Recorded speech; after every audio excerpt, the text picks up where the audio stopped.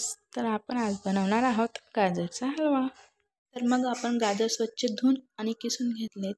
त्याचबरोबर आपण दूध घेतलंय आणि इलायचीमध्ये साखर टाकून मिक्सरमधून काढून घेतलंय आणि इथे घेतली आहे साखर। सुरू करूया आपण आपल्या व्हिडिओला। त्याचबरोबर आपण त्यात पॅनमध्ये टाकून घेऊ तूप। वाटीभर तूप टाकून घेतलंय मी त्यामध्ये।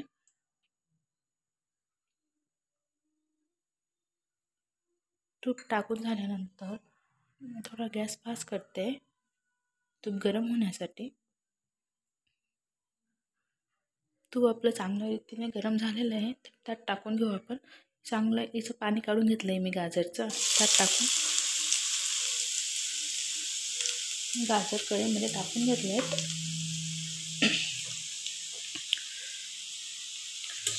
एकदम छान रीतीने त्यांना असं एकजीव करून घेते तुपामध्ये। गाजराला मस्त एकजीव करून घेते।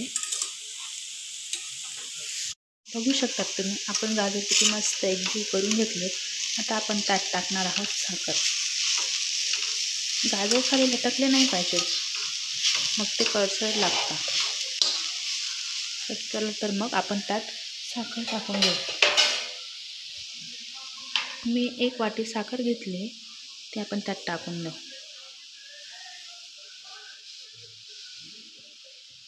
मस्त अशी साखर टाकून घेऊया आपण त्यात। यालाही साखरेलाही आपण गाजरमध्ये एकजीव करून घेऊया। यावर थोड्या वेळ झाकण ठेवूया। तर मग आपण झाकण काढून घेऊया। मी 5 मिनिटं झाकण ठेवले होते। बघू शकताय तुम्ही आपल्या गाजरच्या हलव्याला थोडंफार अजून पाणी सुटलंय। मस्त असा दिसतोय गाजरचा हलवा आणि वासही खूप छान येतोय। आता आपण त्यात टाकणार आहेत इलायची पूड, जी साखरमध्ये आपण दळून घेतलेली होती।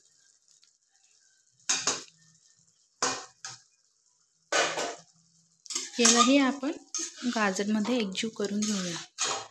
वाह, किती खमंग असा वास येतोय।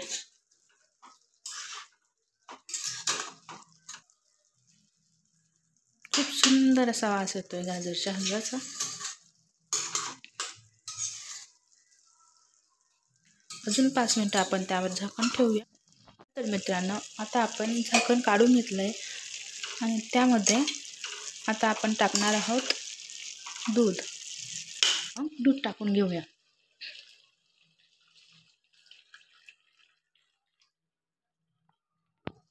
जास्त नाही दूध टाकलंय मी, वाटीभरच दूध टाकलंय।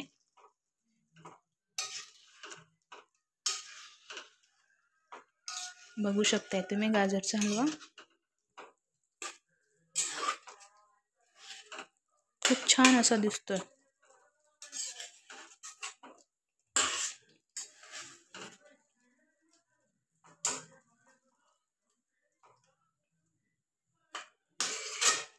तुम्ही तेलही टाकू शकतात गाजरच्या हलव्यात।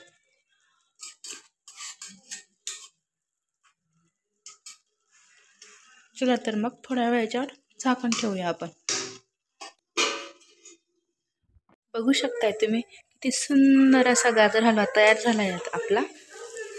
आता यात तुम्ही काजू बदामही टाकू शकतात, पण आमच्या इथे काजू बदाम खात नाही, त्यासाठी मी काजू बदाम नाही टाकत आहे।